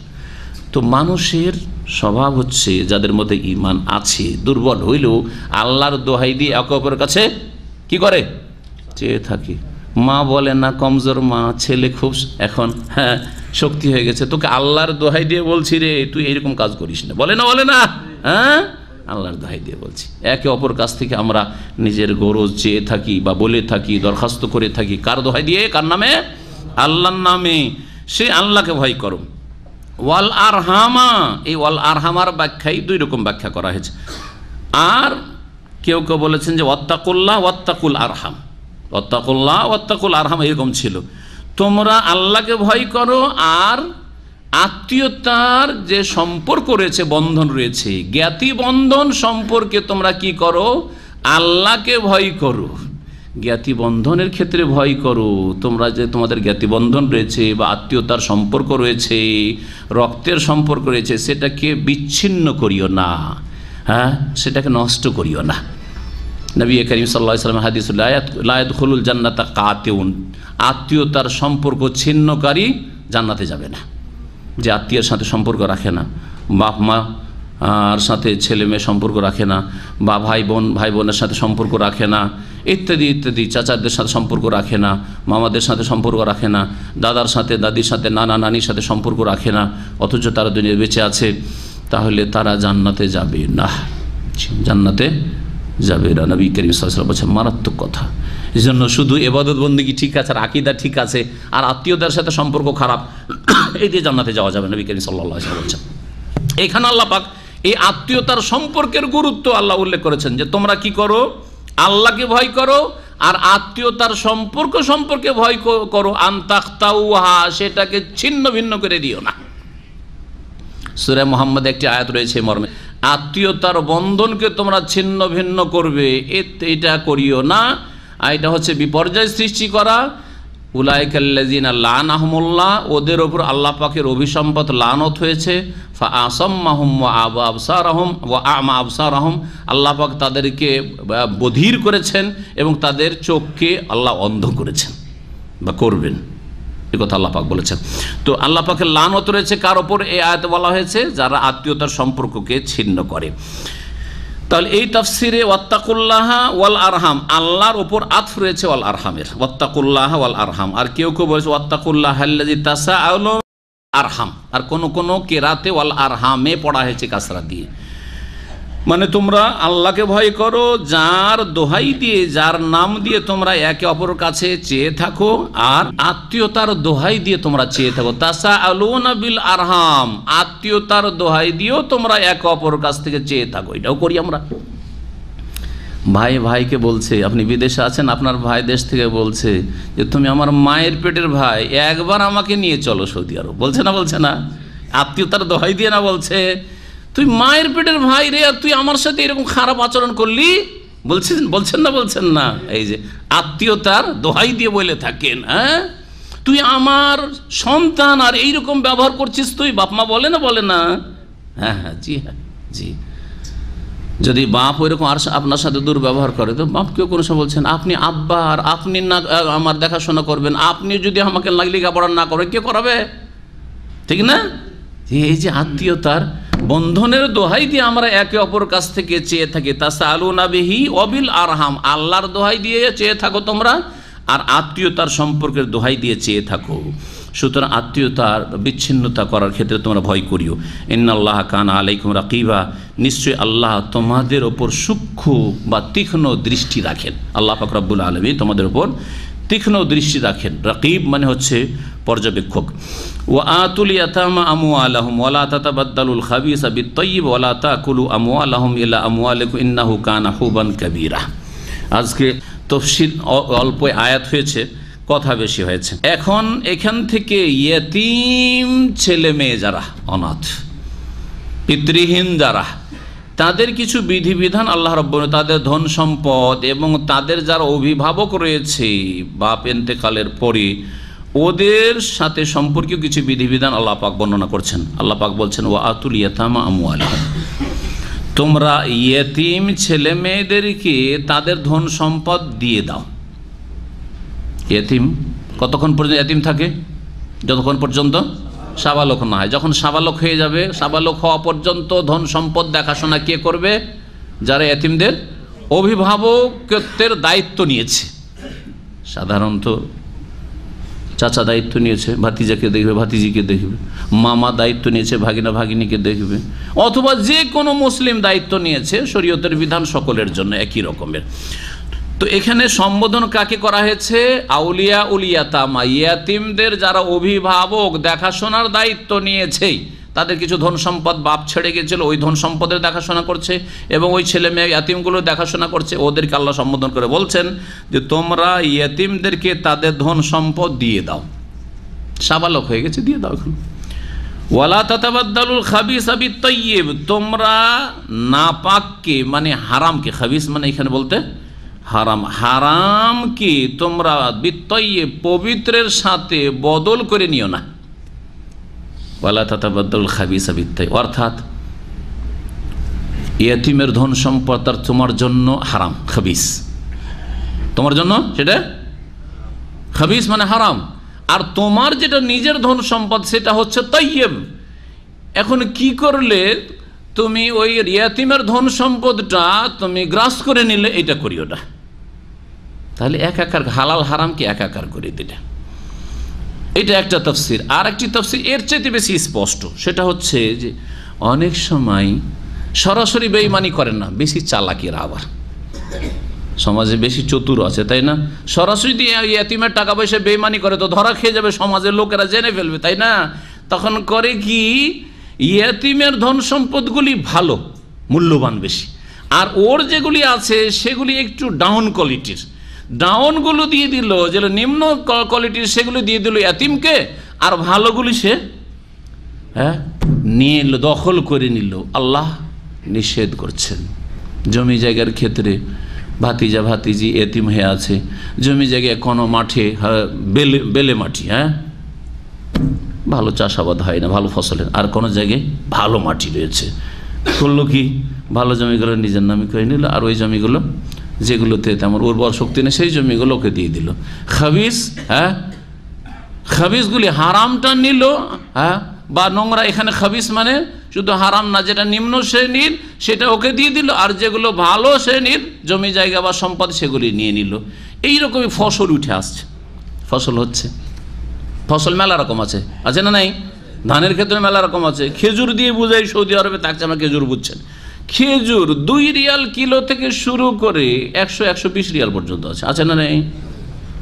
মানে ইয়াতিমের বাগানের খেজুরগুলি খুব উৎকৃষ্ট মানের খেজুর, আর এই যে মালিক ইয়াতিমের অভিভাবক ওর নিম্ন মানের 2-4-5 রিয়ালের খেজুর কিলো। করলো কি, এগুলো হচ্ছে খাবিস, তাহলে মানে নিম্ন শ্রেণীর খেজুর। নিম্ন শ্রেণীর খেজুরগুলি দিয়ে দিল ইয়াতিমের ভাগে বিক্রি করার সময়, যে ওগুলো হচ্ছে ইয়াতিম বুঝে না যে কোনটা আমার জমি থেকে এসছে, ও কি বুঝে, ছোট ছেলে, বলে এগুলো তোমার জমির, আর ভালোগুলি সব ওর জমির, বোঝা গেছে? যে খাবিস আর তাইয়্যিব। বিজনেসের ক্ষেত্রে ইয়াতিমের টাকা পয়সা নিয়ে ইয়াতিমের অভিভাবক ব্যবসা বিজনেস করতে পারে, বরং উৎসাহিত করা হয়েছে যাতে করে ইয়াতিমের পয়সা থেকে জাকাত দিয়ে দিয়ে মাইনাস না হয়ে যায় বাহ্যিক, আর দ্বিতীয় ইয়াতিমকে ওই পয়সা থেকে খাওয়িয়ে শেষ না হয়ে যায়। ইয়াতিমের টাকা যদি 10 লাখ টাকাও থাকে, আর 20 বছর ধরে বা 10 বছর ধরে ছেলেটাকে লেখাপড়া করাইতে হয়, তো টাকা পয়সা যদি ওই অবস্থায় রেখে দেন তাহলে তো শেষ হয়ে যাবে, ঠিক না? এই জন্য আল্লাহ পাক রব্বুল আলামিন বলেছেন যে ইয়াতিমের পয়সাগুলোকে ব্যবসা বাণিজ্যে লাগাবার চেষ্টা করো। আগে আসছে ওই বিধানটা, এবং ওইদিকে ইঙ্গিতও আসছে কোরআনে কারিমে। ব্যবসা করার ক্ষেত্রে অধিকাংশ যারা পার্টনারশিপে ব্যবসা করেন ওরা করেন কি, লাভটা হচ্ছে তৈয়ব, তাই না? লাভটা হচ্ছে তৈয়ব, ভালো, মজা লাগে। লাভ খেতে ভালো লাগে না, লাগে না?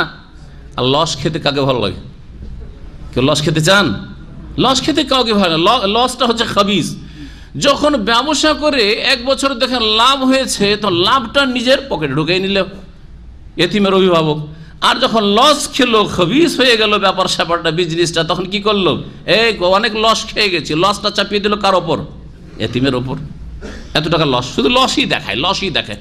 আজকাল ব্যবসা করেন শেয়ারে, আর মজাটা দেখে নেন যদি ক্যাশ আপনার হাতে না থাকে ওর হাতে থাকে, অথবা ক্লিয়ার স্পষ্ট দুইজনের সমান সমান অধিকার না থাকে ক্যাশ দেখার আর যাচাই বাছাই করার, তাহলে সব লসগুলি কার উপর? মেহনত করছে এবং ক্যাশে বসে আছে যেই ব্যক্তি, সে লাভবান সবসময়। আর যে টাকা দিয়েছে, যে ভাই কি হলো, আমি তো টাকা পয়সা এরকম দিয়ে রেখেছিলাম আপনাকে, ব্যবসা বাণিজ্য কি হলো, ভাই লস আর লস, আপনার চাইতে বেশি আমার লস, ঠিক না? আপনার চাইতে বেশি আমার লস। আমি মেহনতও করছি, 1 পয়সা বেতনও নিই না, আপনি তো শুধু টাকা দিয়ে বাড়িতে নাকে তেল দিয়ে ঘুমাচ্ছেন, আপনি এতটুকু পয়সার শুধু লস, আমার শ্রম লস, ব্রেন বুদ্ধি লস, ছোটাছুটি লস, আর টাকারও লস, সব লস আর লস। কথা বুঝছেন না? কত মিথ্যুক, লানাতুল্লাহি আলাল কাযিবিন। আল্লাহর অভিশাপ হোক, এদের কোনো বরকত নেই, বুঝতে পেরেছেন? তো আল্লাহ নিষেধ করছেন এরকম কাজ করিও না তোমরা। ওয়ালা তাতাবাদ্দালুল খাবিসা বিত-তাইয়্যিব, লসটা শুধু ইয়াতিমের ভাগে চাপিয়ে দাও, আর লাভটা তাইয়্যিব, লাভটা মজা লাগছে নিজের ভাগে, এইরকম কাজ করিও না। ওয়ালা তাকুলু আমওয়ালাহুম ইলা আমওয়ালিকুম, এবং তাদের ধন সম্পদগুলি তোমাদের ধন সম্পদের সঙ্গে মিশ্রিত করে খেয়ে নিও না। এখানে এলা মানে মা রয়েছে। গত 2 দিন আগে ফেকার আলোচনা করতে গিয়ে এলা যে মায়ের অর্থে মানে সঙ্গের অর্থে হয়, এটা বুঝাতে গিয়ে এই আয়াত পেশ করেছিলাম। দেখেন আয়াত আল্লাহ কি বলছেন, ওয়ালা তাকুলু আমওয়ালাহুম ইলা আমওয়ালিকুম, মানে মা আমওয়ালিকুম, তাদের মানে এতিমদের অনাথদের ধন সম্পদ ভক্ষণ করিও না এলা আমওয়ালিকুম, তোমাদের ধন সম্পদের সাথে মিশিয়ে নিয়ে। এমন করে মিশিয়ে দিলে, একসাথে কেটে মেরে নিয়ে আসলে আর একসাথে ব্যবসা বাণিজ্য করছো, এতিম কিছু বুঝতেই পারে না, লাভ না লস আমার হচ্ছে, বুঝতেই দিচ্ছ না তুমি। হ্যাঁ, এইরকম করে খেয়েই নিও না মিক্সচার করে। আল্লাহ রাব্বুল আলামিন এলার অর্থে, এলাকে মায়ের অর্থে ব্যবহার করেছেন উজু করার ক্ষেত্রে। হ্যাঁ, ফাগসিলু ওজুহাকুম ওয়া আইদিয়াকুম এলাল মারাফিকে, তোমাদের হাতগুলি ধৌত করো কোনই পর্যন্ত, মানে কোনইটা ধুবেন না। হ্যাঁ, এখানে এলা মানে মাল মারাফে, কোনই সহ ধৌত করো, কোনটা ধুতে হবে। হ্যাঁ, ও আরজুলাকুম এলাল কাবাইন, আর তোমাদের পাগুলিকে ধৌত করো উজুতে এলাল কাবাই, টাকনা পর্যন্ত না, টাকনা সহ। এলা মানে এখানে মা, টাকনা সহ, টাকনাটাও ধুইতে হবে, ওই যে হাড্ডি দুটো বেড়ে আছে দুই দিকে, ওই দুটোও ধুইতে হবে। তো এই জায়গাগুলিতে কোরআনে কারীমে এলা মায়ের অর্থে, সঙ্গ বা সাথে বা সহের অর্থে ব্যবহার হয়। তোমরা এইভাবে ইয়াতিমদের ধন সম্পদ ভক্ষণ করিও না, বেঈমানি আত্মসাৎ করিও না। ইন্নাহু কানা হুবান কবিরা, কারণ এটা হচ্ছে মহাপাপ। হুবান মানে জাম্বান, গুনাহ। হুবুন মানে হচ্ছে গুনাহ, আর কবিরা তো জানছেনই বড়। হ্যাঁ, এটি হচ্ছে বড় বড় গুনাহ, মানে মহাপাপ। ওয়াইন খিফতুম আল্লাহ তুকসিতু ফিল ইয়াতামা ফানকিহু মা তাবা লাকুম মিনান নিসাই মাসনা ওয়া সুলাসা ওয়া রুবা ফাইন খিফতুম আল্লাহ তা'দিলু ফাওয়াহিদাতান আও মা মালাকাত আইমানুকুম। এই আয়াতে আল্লাহ রাব্বুল আলামিন বিবাহ সম্পর্কে বলেছেন যে কয়জন নারীকে একসাথে বিবাহ বন্ধনে একজন পুরুষ রাখতে পারবেন, এই বিষয়টি বিশেষভাবে উল্লেখিত হয়েছে। তার সাথে সাথে ইয়াতিম মেয়েদের বিবাহ শাদীর বিধান উল্লেখিত হয়েছে। হতো কি, আয়াতের শানে নজুল সম্পর্কে বলা হয়েছে। মা আয়েশা রাদিয়াল্লাহু তাআলা আনহা থেকে সহিহ বুখারীতে বর্ণিত রয়েছে যে একজন অভিভাবক ইয়াতিম মেয়েদেরকে, আত্মীয় স্বজনদের মধ্যেকার ইয়াতিম মেয়েদেরকে লালন পালন করত। লালন পালন করার পরে দেখতো যে ধন সম্পদ অনেক, তখন ধন সম্পদের দিকে দৃষ্টি দিয়ে লোভ হইতো যে বিয়ে করব, কিন্তু দেখতে সুন্দরী নাই, এই দিক থেকে আবার অনীহা, কেমন করে বিয়ে করব, দেখতে সুন্দর নয়। অনেক সময় এরকম হয়তো ধন সম্পদের ওপর লোভ, যে বিয়ে করে নিলে ধন সম্পদ আমার ঘরেই থাকলো, স্ত্রী হয়ে গেল, তখন ওর ধন সম্পদ আমার ঘরে চলে আসলো, এই রকমের চিন্তা ভাবনা হইতো। মোহরানার ক্ষেত্রে তখন মোহর একেবারে কম দিত, অথচ অন্য বিয়ে করছে বা অন্যরা, তার আশেপাশে ওর ভাইয়েরা অন্য জায়গায় বিয়ে করছে, তখন যথেষ্ট পয়সা মোহরে দিচ্ছে। আল্লাহ বলেন এইটা চলবে না। তুমি এতিমকে ঘরে মানুষ করেছো, সেই জন্য মনে করছো যে তোমার এখানে জবরদখল চলবে, আর এখানে 10-20 টাকা 100 টাকা মোহর ধার্য করব, তা দিয়ে বিয়ে করবো, কারণ আমার ঘরের ব্যাপার কে আমাকে জিজ্ঞাসা করে, কার কাছে শোকজ করতে হয়। আর অন্য জায়গা থেকে যখন বিয়ে করছো তখন তোমাকে ওখানে 10,000, 20,000, 50,000 দিয়ে আসতে হচ্ছে, এটা চলবে না। যদি মোহর ধার্য করার ক্ষেত্রে সুবিচার কায়েম করতে পারো, তাহলে এই এতিম মেয়েগুলোকে বিয়ে করবে, না হলে বিয়ে করবে অন্য জায়গায় বিয়ে দাও, অন্য জায়গায় বিয়ে দাও। তার সাথে সাথে আর একটি বিষয় এখানে রয়েছে, সেটা হচ্ছে যে অনেক সময় পয়সাতে লোভ হয়ে যেত এতিম মেয়ের, যার ফলে বিবাহ আসলো তাড়াতাড়ি বিয়ে দিতে চাইতো না, যে ওইটাকে একটু খাটাচ্ছি, পয়সা টয়সা খাটাচ্ছি, কাজে লাগছে। যারা এরকম শিয়ারে ব্যবসা, সহজে পয়সা দিতে চায় না, পয়সা বের করেও দিতে চাই না, যতদিন পর্যন্ত পয়সাটাকে কাজে লাগাতে পারি, চুষতে পারি, তাড়াতাড়ি বিয়ে দিতে চাই। অথচ ভালো একটা কাস্টমার আসছে, ভালো ছেলে বিয়ে করার জন্য আসছে, আল্লাহ বলছে না এরকম কাজ করিও না। হয় বিয়ে করতে হলে বিয়ে করো, আর আগ্রহের সাথে বিয়ে করো, শুধু তার পয়সার উপর আগ্রহ করে নাই, ভালো করে বিয়ে করো। এবং মোহর, যেটা ন্যায্য মোহর রয়েছে, তার বংশে যেরকম মোহর রয়েছে, তোমার বংশে যেমন মোহর রয়েছে, তুমি আর একটা বিয়ে করেছো, তাকে যতটা মোহর দিয়েছো ওই রকমের মোহর দাও। আর ইয়াতিম মেয়ে বলে অল্প স্বল্প মোহর দিয়ে বিয়ে করে নেবে, এটা চলবে না। এই বিষয় দিয়ে আল্লাহ পাক শুরু করেছেন। আর তারপরে আল্লাহ বলছেন, যদি তোমরা সুবিচার না করতে পারো ইয়াতিম মেয়েকে বিয়ে করতে গিয়ে, তাহলে অন্য জায়গায় বিয়ে দাও। আর তোমরা অন্য কোনো মেয়েদেরকে, যেগুলি তোমাদের পছন্দ লাগে, বিয়ে করো।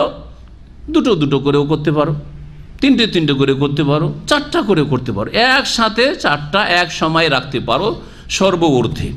আল্লাহ রাব্বুল আলামিন বলছেন, আসেন এখন কোরআন কারীমের ভাষায় দেখি।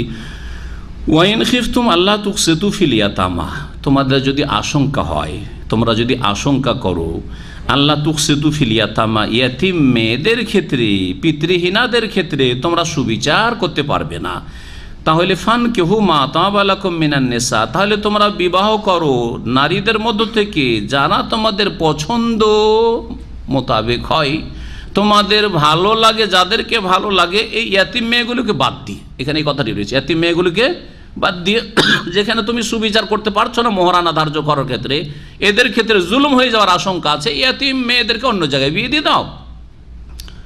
তাদের রূপ চেহারা পছন্দ হয় না, তাদের বংশ পছন্দ হয় না, ওর বাপ নেই, বংশ কেউ নেই, তার ইয়াতিম কেউ নেই, ওকে বিয়ে করব, কিন্তু পয়সার লোভ সামলাতে পারছেন না, এইরকম কাজ করবেন, অন্য জায়গায় বিয়ে দিয়ে দেন। যে করবে আগ্রহের সাথে বিয়ে করুক, আর আপনি অন্য কোথাও মেয়ে খুঁজে বিবাহ করুন। আল্লাহ বলছেন যা তোমাদের পছন্দ লাগে। মাসনা, মাসনা মানে কি? মাসনা মানে কি? দুই না দুই দুই? মাসনা মানে যদি দুই হয় তো ইসনাইন মানে কি? ইসনাইন মানে কি? ইসনাইন মানে দুই, আর মাসনা মানে দুই, এটা হইতে পারে? মাসনা মানে হচ্ছে দুই দুই, আর ইসনাইন মানে হচ্ছে দুই। দুই দুই আর দুইয়ে কি পার্থক্য আছে? তাহলে বুঝান, যখন পার্থক্য করলেন তো পার্থক্য বুঝাইতে হবে। একজন বলছে, হ্যাঁ, একজন বলছে যে দুজন আসেন খাওয়া দাওয়া করতে, আসবে দুজন আসেন, আর আরেকজন দুজন দুজন করে আসেন। পার্থক্য আছে না? নাই পার্থক্য? দুজন আসেন মানে শুধু দুজন আসেন, বাকি চলে যান, আর আসবেন না কেউ, তাই না? ঠিক না? আর দুইজন দুজন করে আসে মানে দুজন দুজন করে আসে, দুজন যখন আসা হয়ে যাবে বসে যান, আবার দুজন করে, দুজন দুজন করে বসেন। তার মানে কি? প্রত্যেকটা প্লেটে দুজন দুজন, অনেকে বসেন, সবাই বসেন, কিন্তু দুজন দুজন, পাঁচজন পাঁচজন করে বসেন। বলছি না আপনার বাসায় পাঁচজন বসেন, এরকম বলেছেন? খাওয়ার সময় শেষখানে তফসিরের পরে বলবেন কিন্তু অনেকে, ভাই আপনারা পাঁচজন পাঁচজন করে বসেন, দুবার করে কেন বলছেন?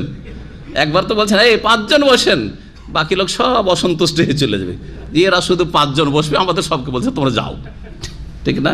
তাহলে বোঝা গেল যে ভাষাতে পার্থক্য আছে। বাংলার তফসির, বাংলা ভাষার তফসির আজকে। আল্লাহ এই জন্য ইসনাইন বলেননি, মাসনা মাসনা, দুই দুই বিয়ে করতে পারো। যদি আল্লাহ বলতেন ফানকিহু মা তাবাল্লাকুম ইসনাইন, দুই বিয়ে করো, মানে সারা জীবনে 100 বছর বাঁচবে, মাত্র দুটো বিয়ে করতে পারবেন, ঠিক না? কথা ভুল না ঠিক? একটা মারা গেল, একটা তালাক নিল, আর একটা বিয়ে করলেন, ওটাও মারা গেল, ওটাও তালাক নিল, শেষ, কোর্স শেষ। কারণ ইসনাইন, দুটো বিয়ে করতে পারো, দুটো হয়ে গেছে। হইতো না? হইতো না? আর মাসনা মানে যে কোনো সময় দুটো দুটো করে রাখতে পারো, মাসনা মাসনা, যে কোনো সময় দুটো দুটো রাখতে পারো। সোলাসা, আল্লাহ কি বলেছেন? সোলাসা। যদি মনে করো যে না দুটো না, আমি তিনটে করবো, তাহলে তিনটে তিনটে রাখতে পারো। সোলাসা মানে তিনটি তিনটি, আর সালাসা মানে তিনটে। যদি সালাসা আল্লাহ শুধু বলতেন, তার মানে তিনটে শুধু বিয়ে করতে পারতাম। আরবা মানে চার, যদি আল্লাহ বলতেন আরবা, তার মানে সারা জীবনে মাত্র 4টা মহিলা বিয়ে করতে পারবেন, তাই না? আরবা আবার কি বলেছে? রোবা, চার চার বিয়ে করতে পারো, মানে যে কোনো সময় 4টা করে রাখতে পারবে, যে কোনো সময় 4টা রাখতে, 5টা রাখতে পারবে না। নবী করিম সাল্লাল্লাহু আলাইহি সাল্লামের জামানায় এক লোক ইসলাম কবুল করলাম, ওয়ালাহু আশরু নিসওয়া, 10 জন স্ত্রী, কালেমা পড়ে মুসলমান হয়েছে। যদি রাখা জায়েজ হইতো 10 স্ত্রী, যা করে নিয়েছে রাখুক। বিয়ে করে নিয়েছে, তাদের ছেলে মেয়ে হয়ে গেছে, ভালোবাসা আছে না নেই? 10 জনের সাথে নিশ্চয়ই ভালোবাসা আছে, হ্যাঁ। তারপরেও না, রাখা যাবে না, চলবে না। নবী করিম সাল্লাল্লাহু আলাইহি ওয়াসাল্লাম ওই লোক এসে জিজ্ঞেস করল, ইয়া রাসূলুল্লাহ, আমি ইসলাম কবুল করেছি, ওয়ালি আশরু নিসওয়া, আমার 10টা স্ত্রী আছে, করবোটা কি এখন? নবী করিম সাল্লাল্লাহু আলাইহি ওয়াসাল্লাম বললেন যে ইখতার আরবান মিনহুন্না, ওই 10 জনের মধ্যে 4 জনকে তুমি চয়ন করো, 4 জনকে বেছে নাও, 4 জনকে রাখতে পারবে, আর বাকি 6 জনকে তালাক দাও, তালাক দাও। তাহলে 4-এর বেশি একসাথে কোনো ব্যক্তি রাখতে পারবে না। একজন যদি তার অর্থের দিক থেকে, রাজা বাদশারা, হ্যাঁ, রাষ্ট্রপতি প্রধানমন্ত্রী, যাদের পয়সার হিসাবই নাই, দেশে রাখতে পারছে না, বিদেশে কোথায় রাখছে খোঁজ খবর রাখে না, নিজে মরে গেলে তার ছেলে মেয়েরও জানে না যে কোথায় কি আছে না আছে, তাই না? তো কথা হচ্ছে যে তারা যদি মনে করে যে আমি 100 রাখবো, একসাথে রাখতে পারবে? হারাম। 10 রাখতে পারবে? হারাম। 5 রাখতে পারবে? যে অমুকের 5 স্ত্রী, জায়েজ? হারাম। 4, বাস 4 একসাথে 4 রাখতে পারবে। একটা মারা গেল, 4 ছেলে, একটা মারা গেল, তারপরে রাখা যাবে। একটাকে তালাক দিয়ে দিলেন, রাখা যাবে না? যাবে না। কিন্তু যদি কেউ খেলতামাশা করে যে প্রত্যেক শুক্রবার একটা করে, শনিবার একটা করে তালাক দেবো, আর রোববার একটা করে বিয়ে করবো, চলবে? হ্যাঁ, এটাও খেলতামাশা। এটা আপনার বোনের সাথে যদি এরকম খেলতামাশা করতো, হ্যাঁ, তাহলে কেমন লাগতো? অতক্ষণ মুমিন হইতে পারে। সহিহ বুখারী হাদিস, লা ইউমিনু আহাদুকুম হাত্তা ইউহিব্বা লিআখিহি মা ইউহিব্বু লিনাফসিহি মিনাল খাইর। অতক্ষণ কোনো ব্যক্তি মুমিন হইতে পারবে না যতক্ষণ পর্যন্ত যেটা নিজের জন্য ভালোবাসে ওটা অন্যের জন্য ভালো না বাসে। আপনার বোনের সাথে যদি এরকম খেল তামাশা কে করতো, বিয়ে করে ছাড় তালাক দিচ্ছে, বিয়ে করে ছাড় তালাক দিচ্ছে, তা আপনি কখনো বরদাস্ত করে নিতেন না আপনার মা খালার ক্ষেত্রে। ঠিক তেমনি অন্যের বোনকে নিয়ে ছিনিমিনি খেলা করবেন না। এইরকম লুচ্চা চরিত্রের যারা, তাদেরকে বলছি, যারা এই প্রেম করছে। আর তারপরে অনেকে আজকাল এত মূর্খ সমাজ, মুসলিম সমাজ আজকাল ফেসবুকে লিখছে প্রেম করেছে কোনো দোষের কাজ করেনি। আউযুবিল্লাহ, মুসলিম কি করে এই কথা লিখে? চরিত্রহীন মুসলিম লিখছে এই লাইনটা একবার তার পড়ছি, যাক প্রেম করেছে কোনো মন্দ কাজ করেনি। আউযুবিল্লাহ, মনে হচ্ছে লাইলা মজনু সেজেছে, কোনো মন্দ কাজ করেনি, খুব ভালো কাজ। লাইলা মজনু কি তারা নবী রাসূল নাকি? না, তারা চরিত্রহীন আপনাদের মতো। আপনাদের মতো নয়, ওই যে ওদেরকে বলছি, রাগ করিয়েন না আবার আপনারা। কথা বলছেন আপনাদের অনেক সময় দূরে সম্বোধন, অ্যাড্রেসটা দূরে আছে। এই চরিত্রহীন যারা লিখছে যে প্রেম করা তো কোনো মন্দ কাজ না, বাস ধোঁকা দিবেন না, বিয়ে করার প্রমিস করে বিয়ে করলেন না, তারপরে তার ইজ্জতটা হরণ করে নিলেন, তারপর আর খোঁজ খবর নিচ্ছেন না, টেলিফোন বদলে দিলেন, এইরকম কাজ করবেন না। বলছে এটা হচ্ছে অসৎ প্রেম। আর সৎ প্রেম যদি প্রমিস করেন বিয়ে করব, আর তাও মজার কথা, এক লোক আমার কাছে এসে স্বীকার করছে, আমরা মসজিদে গিয়ে আল্লাহর কসম করে হাতে হাত দিয়ে শপথ করেছি ওকে বিয়ে করব। কত ভালো কাজ, কত সওয়াবের কাজ! মসজিদে গিয়ে শপথ করেছে, লুচ্চামির জন্য মসজিদে গিয়ে শপথ করেছে। আউযুবিল্লাহ, আউযুবিল্লাহ, মুসলিম জাতির অধঃপতন। সুবহানাল্লাহ, যদি এই অবস্থা হয় আমাদের দুনিয়াও নেই আর আমাদের ঈমান আমলও নেই। আমাদের না দুনিয়া আছে না আখিরাত আছে, না আমাদের ঈমান আমল ভালো আছে, আখলাক চরিত্র ভালো, না আমাদের দুনিয়া ভালো, কোনোটাই ভালো না। কাফেরদের কাছে দুনিয়া আছে, পয়সা আছে, যান্ত্রিক সভ্যতা আছে, দুনিয়া আছে, দিন নেই, কিছুই নেই, আখলাক চরিত্র হয়তো নেই। আখলাক চরিত্র দু চারটা কাজ আছে, ওটাই মনে করে আখলাক। দেখা হইলে একেবারে জানে যে কেমন করে অ্যাক্টিং করতে হয়, আর কেমন করে কি বলতে হয়, ওই সব জানে, ওগুলো হচ্ছে আখলাক। আর তারা যে মদে ডুবে আছে, তারা ব্যভিচারে ডুবে আছে, আর তারা সমকামিতায় ডুবে আছে, পুরুষকে বিয়ে করছে, নারীকে বিয়ে করছে, নির্লজ্জ উলঙ্গ ঘোরাফেরা করছে।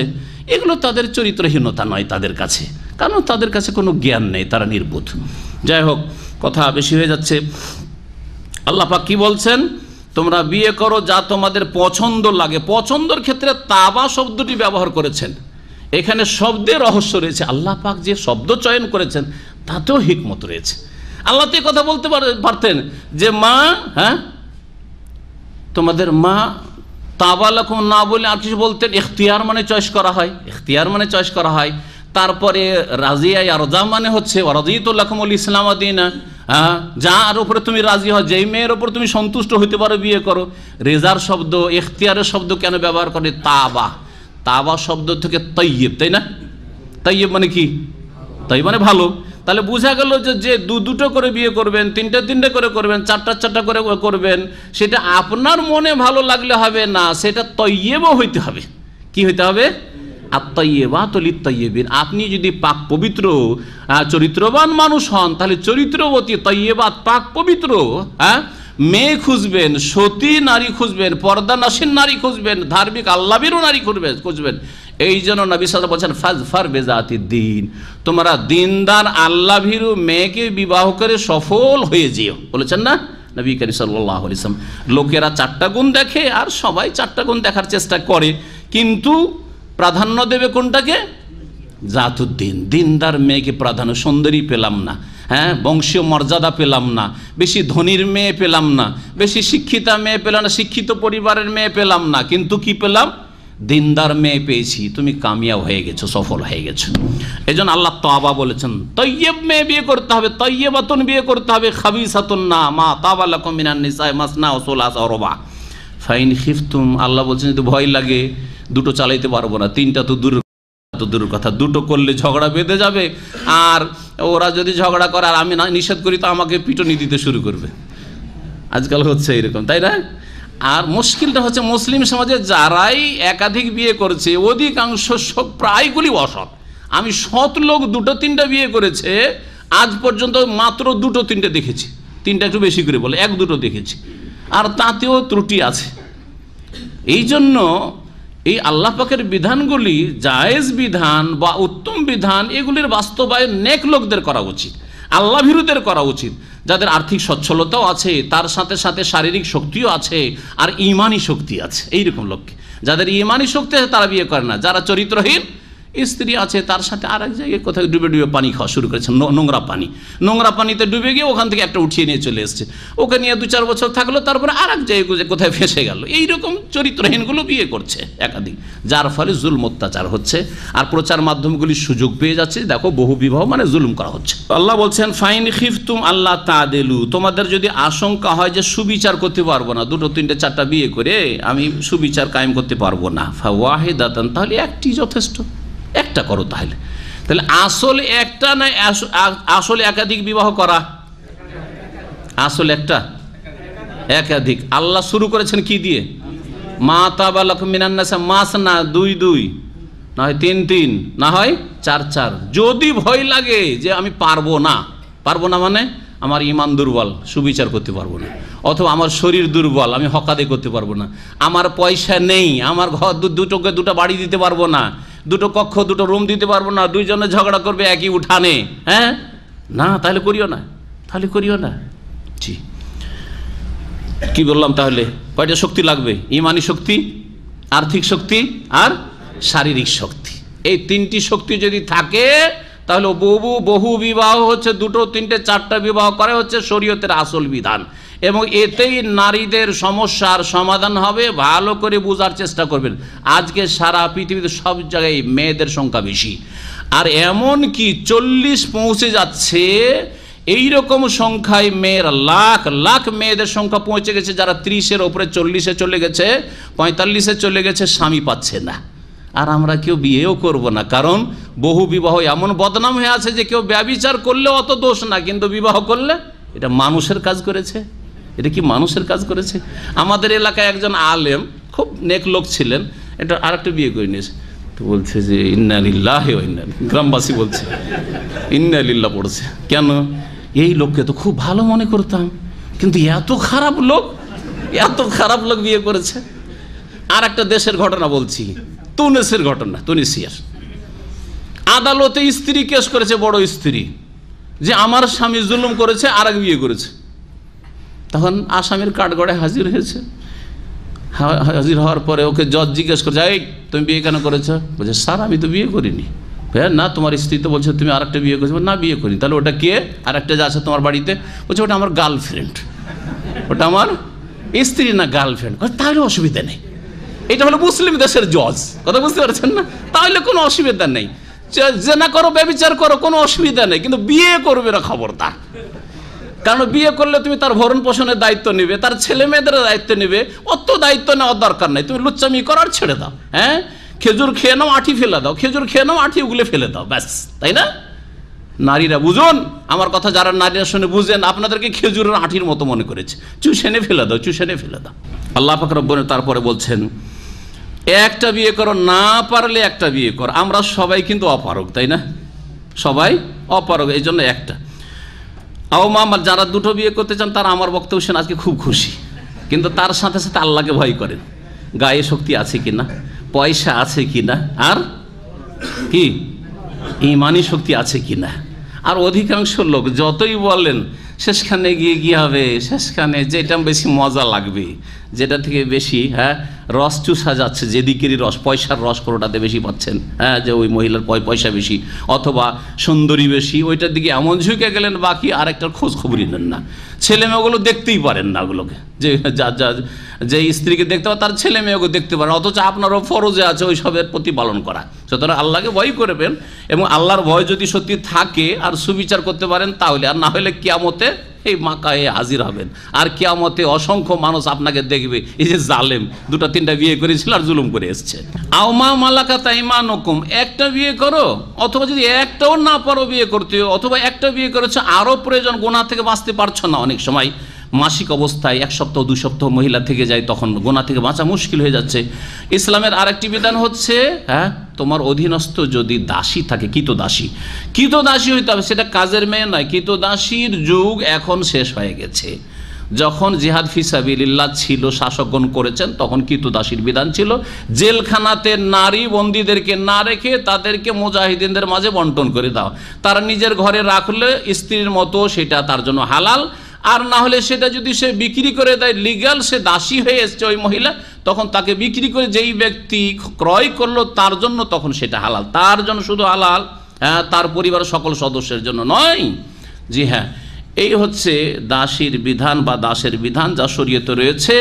শরীয়তে আছে, এটা মানসুখ হয়নি, রহিত হয়নি, কিন্তু আমরা যেহেতু আল্লাহর দিন থেকে অনেক দূরে সরে গেছি, আমরা কমজোর হয়ে গেছি, যার ফলে আমরা অন্যের কাছে বন্দী হয়ে যাচ্ছি, আমাদের কাছে কোনো বন্দী আসার প্রশ্ন উঠে না। আল্লাহ পাক যেন আমাদের দিন ইসলামের দিকে ফিরে আসার তৌফিক দান করেন। জালেক আদনা আল্লাহ তাউলু, এই একটি যদি বিয়ে করো অথবা তোমরা দাসী দিয়ে যথেষ্ট করো, এটা তোমাদের অবিচার না করার নিকটতম বিষয়, তাহলে তাতে অবিচার হবে না। দুটো তিনটো বিয়ে করে জুলুম করার চাইতে ভালো একটাই করলেন, জুলম অত্যাচার আর হইল না। এখানে আজকের আলোচনা শেষ করছি, সময় শেষে এর দিকে আরও অনেক এইসব বিধিবিধান সূরা নিসায় রয়েছে, সুতরাং বিস্তারিত আলোচনার প্রয়োজন রয়েছে। ইনশাআল্লাহ আল্লাহ পাক যদি সহি সালামত রাখেন, বাকি তফসির আমরা পূরণ করবো। সাল্লাল্লাহু আলাইহি ওয়া সাল্লাম নবিয়ানা মুহাম্মদ ওয়া আলা আলিহি ওয়া সাহবিহি আজমাইন।